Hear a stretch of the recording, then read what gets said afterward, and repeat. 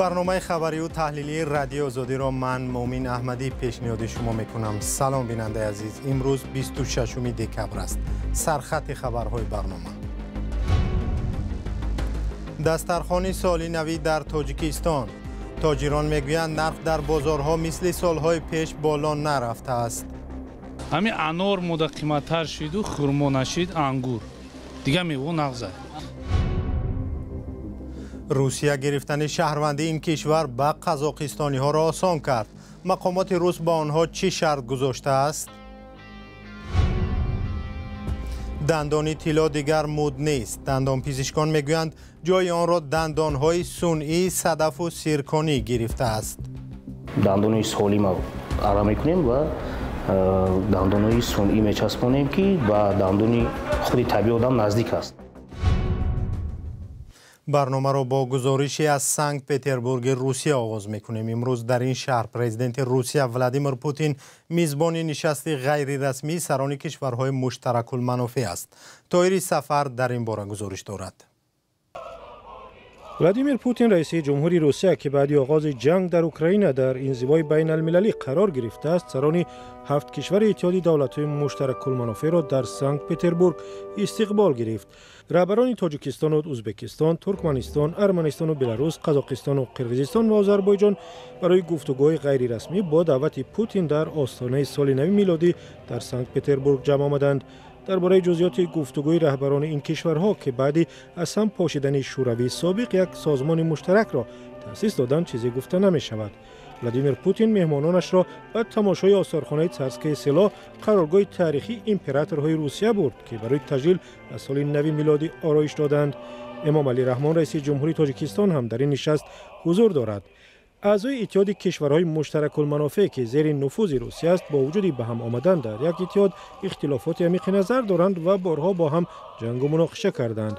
آذربایجان و ارمنستان تا کنون با هم دعوا و کشمکش دارند و تاجیکستان و قرقیزستان هم بعد مناقشه به تکرار بر سر قلمروهای بحث برانگیز مرزی تنها امسال از پیشرفت در مذاکرات برای حل مشکلاتشان خبر دادند. هنوز معلوم نیست طرفها در این ملاقات بغیر از همکاری‌ها دایر به کدام موضوعهای دیگر صحبت می‌کنند.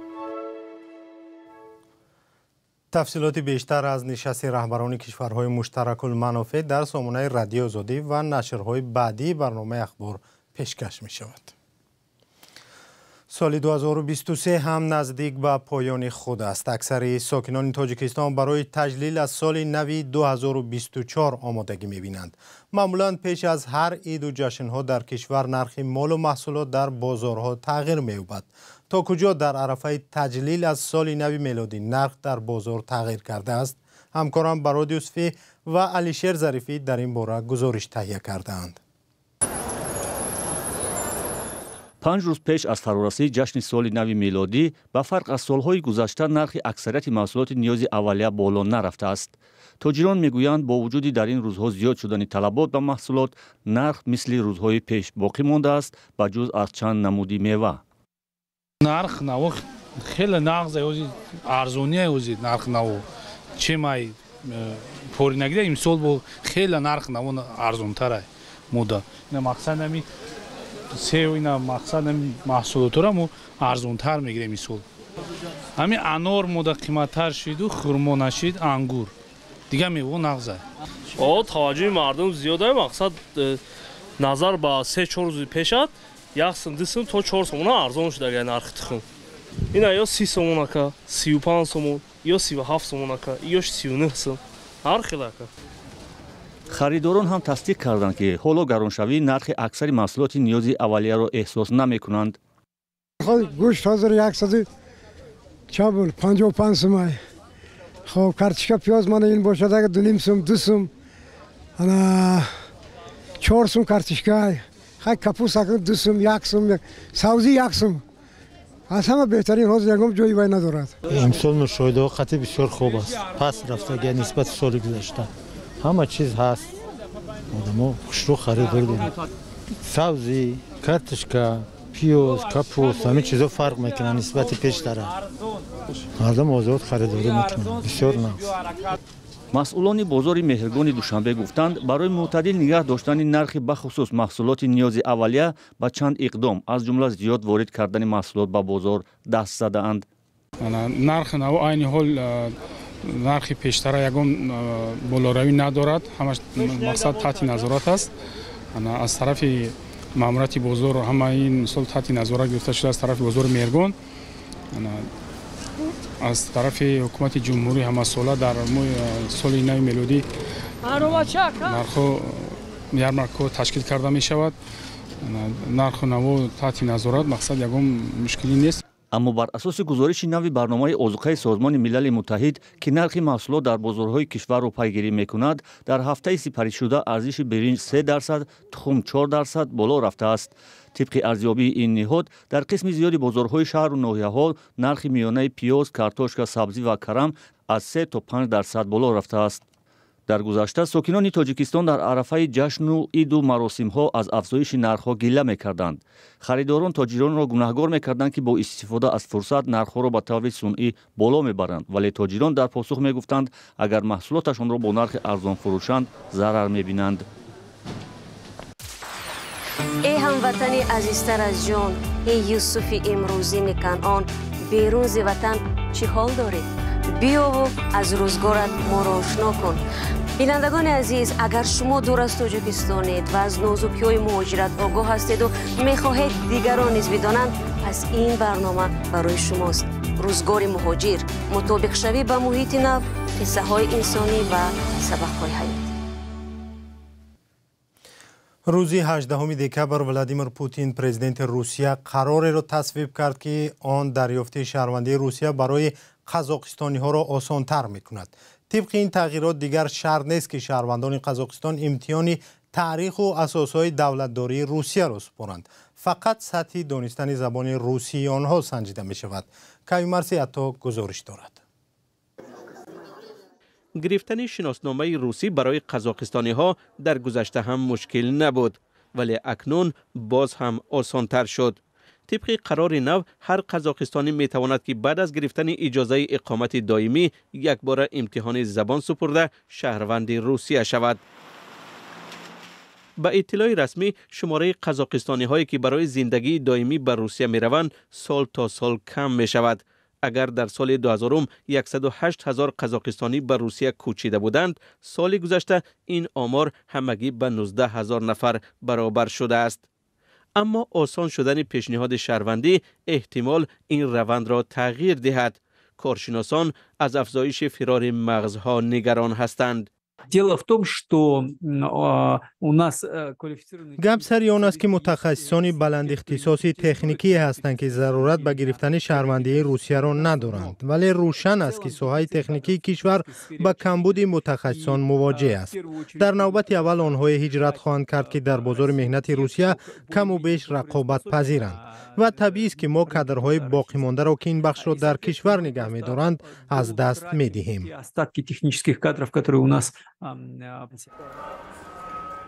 اقتصادشناس ارمن بیسیمبایف به این است که برابری ختم جنگ در اوکراین روسیه به برقرار کردن اقتصادش شروع می‌کند و اگر یگان تغییرات بزرگ به مثل سقوط کشور یا جنگ شهروندی نشود، اقتصاد روسیه زود به وضع پیشینه خود برمیگردد.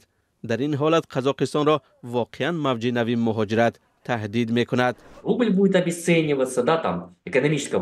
روبل بی‌قرب می شود، اقتصاد از رشد می ماند، مشکل می شود، ولی در هر صورت باید درک کرد که بازار روسیه یکی از پرداخت پذیرترین بازارهای کاری در کشورهای پساشوروی باقی می ماند. شما به یگان شکل نمی توانید پیش راه این روند را بگیرید. شهروندان نو بر روسیه نه تنها برای برقرارسازی حالت بعد جنگی بلکه برای خود جنگ هم لازمند. وضع در جنگ مسکو را مجبور کرده است که راه‌های نوی پر کردن ارتش را استفاده برد. در آخرین ماه اکتبر امسال کمیته تفتیشاتی روسیه پیشنهاد کرد تا مهاجرانی را که شناسنامه روسیه دارند و به جنگ رفتن نمی‌خواهند از شهروندی محروم کنند. برنامه را با مطلبی دیگر از دوشنبه ادامه می‌دهیم. داشتن دندان طلا در دوران شوروی مد بود و مردم تلاش می‌کردند که همچون نشان دارایی دندان طلا داشته باشند. دندان پزشکان میگویند دیگر چنین نیست و آنهایی که در گذشته دندان طلا داشتند دندانهای خود را عوض می‌کنند. همکارانم شهلای عبدالله و سروناز روح الله با ساکنان و دندان پزشکان صحبت کردند. شیرزاد برای نو کردن دندانهایش متل سیرکونی انتخاب کرده است. یک نوع متل گران ارزشی که حالا اکثرا برای دندان آن را برتری می‌دهند. او میگوید دندانهای طبیعی خودش دیگر درمان نشدند و 4 سال پیش به جای آنها دندانهای صنعی گذاشت. حالا میخواهد مثل دیگر جوانان دندانهای سفید و زیبا گذارد که چند سال اخیر مد شدند. فرفر. حاضر چی میخواهید کردن؟ حاضر سیرکون. زمانه دیگرش تازه پیشروی طلا یک حسابی زیبی که مردم که طلا دوست می‌داشتن پیش طلا میکردن. از دیگه با زمانه که پیش با ترقیات همین از با همین زمانه ما همین سیرکون میگم سیرکون میکنن. دندانهای صدف و سیرکونی که به دندانهای طبیعی انسان مانند است میان ساکنان از جمله جوانان در تاجیکستان معمول می شود. هرچند آماری رسمی چنین نوع دندانها معلوم نیست ولی پزشکان میگویند که طلبگاران چنین متل گران ارزش زیاد است. بلاگرای زیادی که در سامانه ها میبینیم آنها میخوان دندانشون سفید شود و همین تندنسی حاضر به حد پیشرفتگی است. وینیر میگوین این رو مخصوص از متریال‌های پرس کرامیکا کرده می شود. بسیار میکنیم دندانهای سالم آرام میکنیم و دندانهای صنعی میچسبونیم که با دندان خود طبیعی آدم نزدیک است. دندانهای سفید و زیبا در حال مد میشوند که چند سال پیش دندان طلا همچنین طلبگارانی زیاد داشت. اما دیگر دندانهای طلا و جلودار ساکنان در خیابانها به نظر نمی رسد. خود دندان پزشکان هم میگویند دیگر میزاجان دندان طلا ندارند. این یکی از نشانه‌های بویگری بود یا اینکه چی بود نمیدونم اما این کارها خطا بود همون وقت. این دندان‌هایی که مونده بودن همون سالها حاضر همش رو ما عوض میکنیم دندان‌های نغز میمونیم دندان‌های سفید میمونیم. مقصد اینقدر کنسترکسیون خوب نبود. دندان سالم گرفته عرق کرده برای فسانی خوشرویی میکردن دندان عرق میکردن دندان سالم. سالهای 2010-12 باشد در شهر طلا الکی از ما در رفت هیچ نمیکرد این کار دیگر. این دندان پزشک مشورت می‌دهد که بهتر است ساکنان دندان‌های طبیعی خود را احتیاط کنند تا نیاز به صنعی کردن آنها نماند. حالا یک دانه دندان صدف و سیرکونی وابسته به صفت از 50 تا 100 دلار آمریکایی قیمت دارند. این نرخ برای هر نفر دسترس نیست. از این خاطر گروهی هم وابسته به وضع مالیشان می‌خواهند دندان‌های ارزان پلاستیکی سفید مانند که از 80 تا 150 سومانی قیمت دارد. تقریباً 20 سال پیش نسب دندان طلا در تاجیکستان زیاد بود. مد شده بود که اکثر دختران قبل از ازدواج حتی دندان‌های سالم خود را کنده به جایشان دندان‌های طلا می‌گذاشتند. حالا نسل آن زمان با گذشت وقت انتخاب دندان طلا را هوس بیش نمی‌دانند. کم موندگی. تماما کم موندگی. رنگ پیشینه وارین چی نیست، ذوقمند نیستن آدم‌ها. این برای خوشرویی نیو مجبور شده بودیم. اون وقت خیلی سفید کم آدم‌ها می‌موندن. لیکن داشتم بعد گرفته سفید کردیم. با سلامتی کم در فایده دارد میگن. حالا برعکس صاحبان دندان‌های طلا نفرانی دارا و زمانوی دانسته نمی‌شوند. عوض دندان طلا پس از یک انتقاد پرزیدنت شروع شد. پس از این نهادهای دولتی به کارمندانشان تاکید می‌کردند که دیگر دندان طلا نداشته باشند. دندان پزشکان میگویند سالهای اخیر ساکنان دندانهای طبیعی خود را احتیاط میکنند و حد امکان میخواهند دندانهای صنعیشان هم از دندانهای طبیعی فرق نکند. پزشکان دندان عزت امان حامی زندانی مهاجران را در دوشنبه جراحی کردند. محمد یوسف خالف پسر عزت امان خبر داد که جراحی روز 25 دکبر امسال خوب گذشت و با او خبر دادند که خطر به سلامتی پدرش جای ندارد. با گفته او پدرش را دوباره در اتاق محبس جای کردند. سپاس که برنامه ما رو تماشا کردید. خبر و عکس و ویدیوی بیشتر را شما از سامانه رادیو آزادی و صفحه های رادیو آزادی در فیسبوک، اینستاگرام، توییتر و تلگرام و یوتیوب و تیک تاک پیگیری کنید. خدا نگهدار.